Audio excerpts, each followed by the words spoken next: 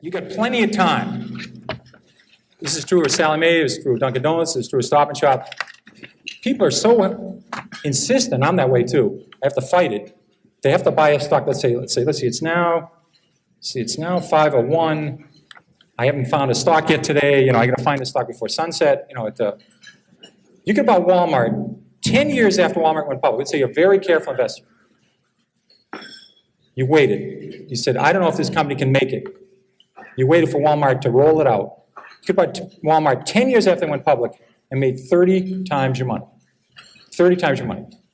10 years after they went public, they're only in 15% of the United States. 1.5. They hadn't saturated the 1.5. You could say, well, why can't they go to 17? Why can't they go to 19? I mean, why don't I take a leap of faith here? Why can't they go to 26? All they did for the next 3 decades was roll it out. You could buy Walmart. If the day they went public, you bought it, you would have made 500 times your money. If you waited 10 years in Walmart, you made 30 times your money. You got plenty of time in this business.